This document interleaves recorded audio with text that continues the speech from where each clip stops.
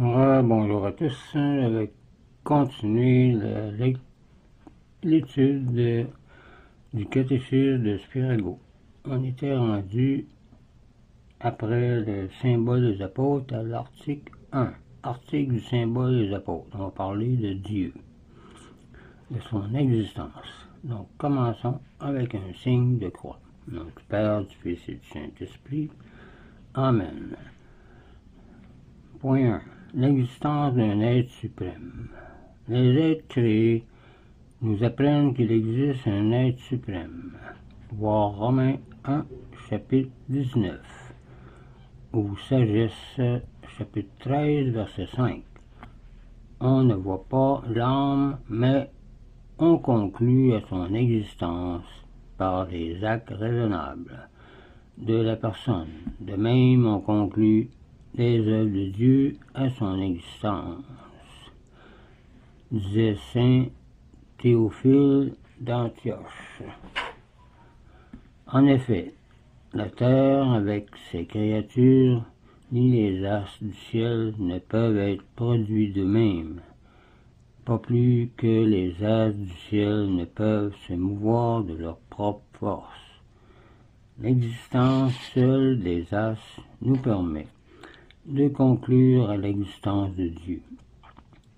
L'arabe conclut des traces sur le sable, et nous des traces sur la neige au passage d'un voyageur. Nous concluons de même de l'existence des astres à celle de Dieu. Les astres ont si peu pu se produire de même qu'une ville ne s'est jamais bâtie d'elle-même.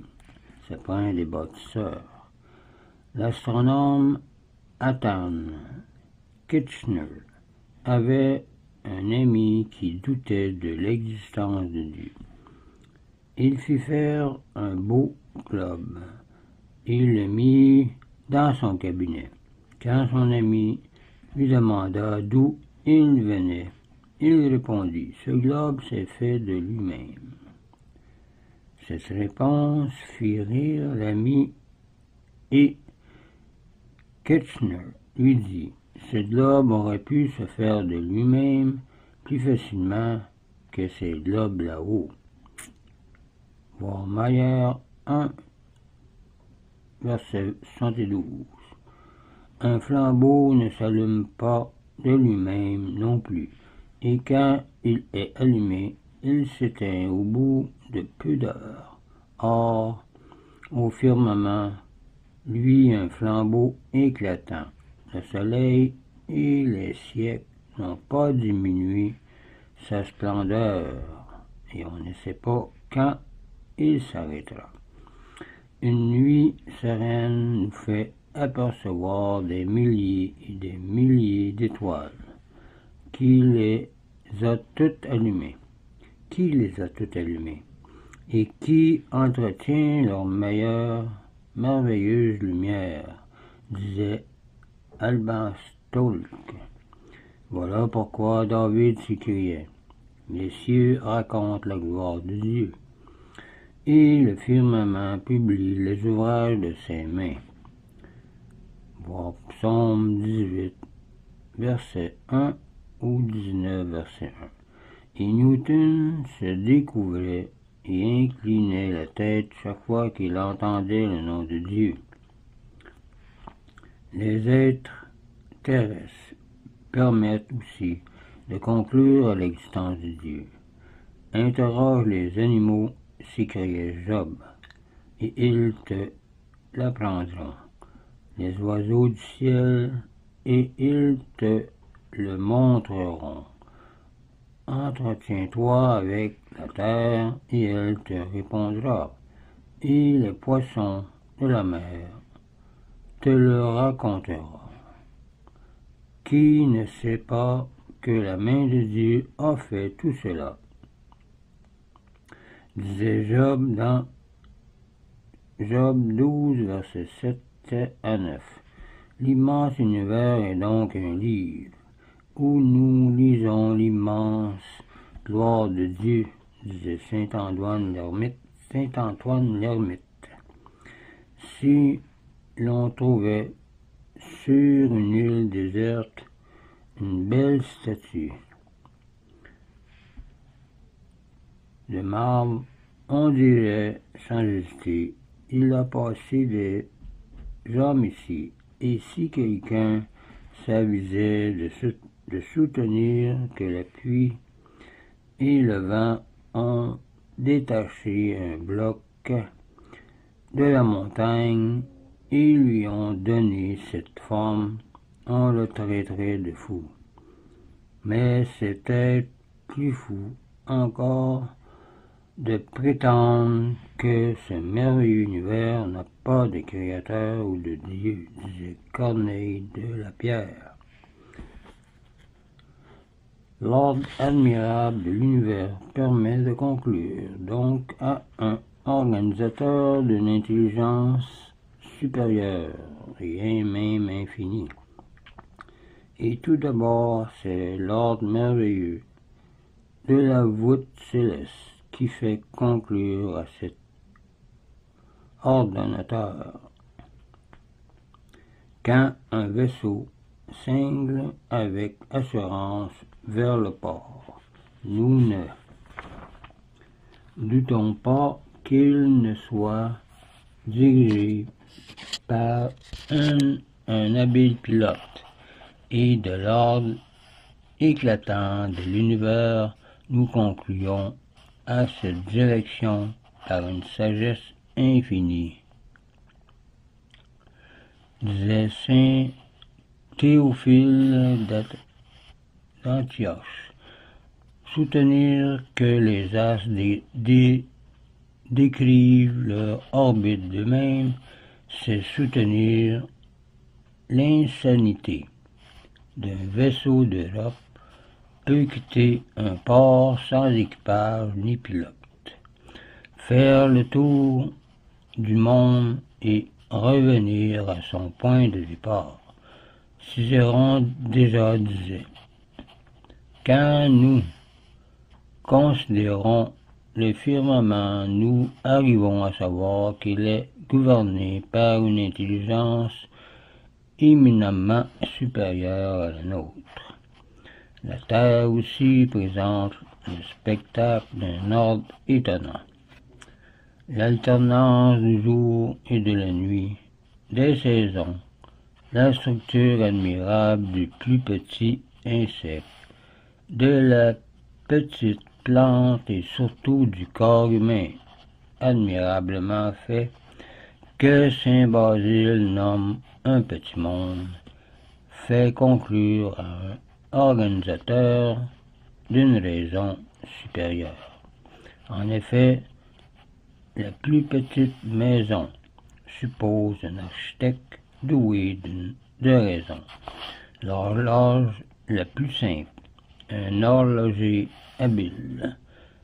Les lettres d'un ouvrage de la Bible, par exemple, ne peuvent pas s'être ramassées ainsi tout seul, par hasard, et par conséquent, l'ordre admirable de l'univers peut-il bien moins encore s'être constitué de lui-même? Sûrement pas. Tous les peuples sont intimement convaincus de l'existence d'un être suprême. C'est comme inscrit au-dedans de nous. Chez tous les peuples, même les plus abrutis, nous trouvons des hommages à une ou plusieurs divinités qu'ils ont inventées. On trouve des villes sans murs, sans roi, sans lettres, sans monnaie, sans loi, mais l'on ne trouve pas de ville, sans temple, sans prière, sans sacrifice, disait Plutarque.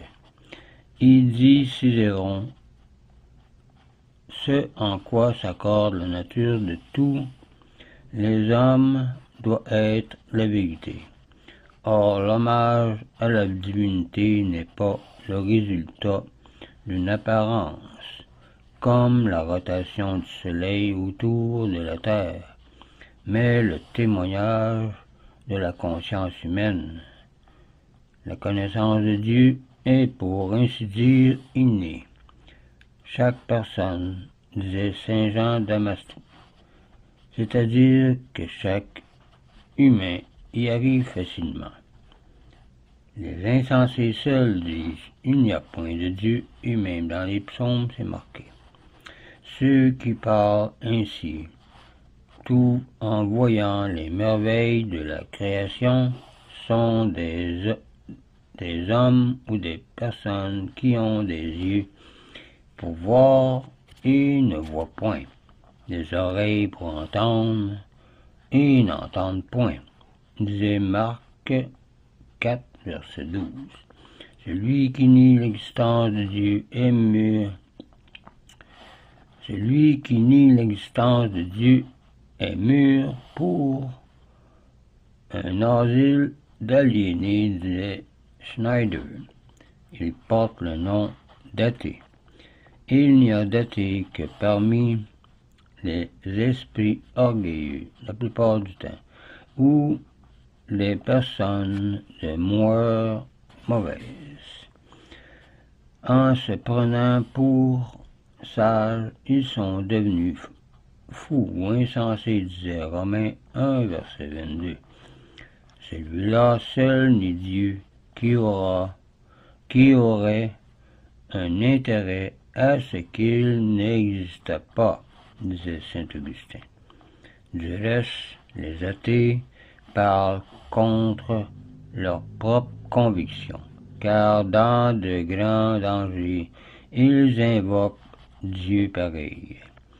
Un hôtelier se moqua un soir d'autres croyants, et le même soir, il appela Dieu à son secours, en présence d'un incendie qui avait éclaté dans le voisinage, disait Mayer 1, verset 79. Les athées ressemblent aux enfants qui sifflent dans l'obscurité par crainte des fantômes, pour faire croire qu'ils n'ont pas peur. Dieu prendra un jour au mot les athées.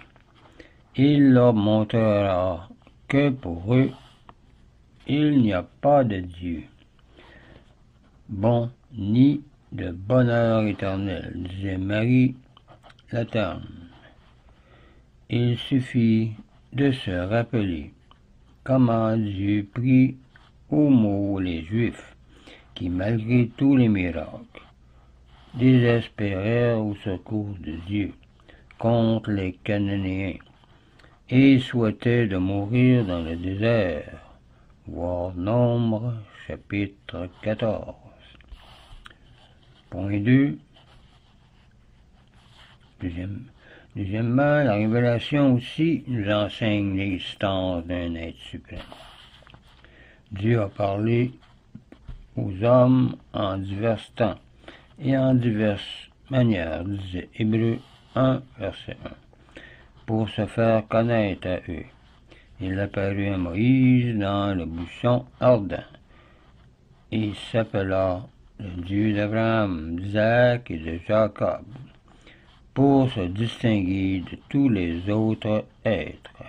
Il s'appela le seul existant en disant son nom, je suis celui qui est.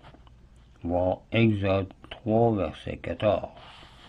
Puis, en donnant la loi sur le Sinaï, Dieu répéta, je suis le Seigneur ton Dieu. Tu n'auras point d'autre Dieu à côté de moi. Tu ne les adoreras pas, ni ne les serviras. Voir Deutéronome 5, versets 6 à 9. Pour prouver son existence, Dieu a opéré beaucoup de miracles en ce monde. Par exemple, au mont Carmel, où 450 prêtres de Baal demandèrent en vain à leurs idoles d'envoyer le feu du ciel pour consumer leurs victimes. Mais seul Élie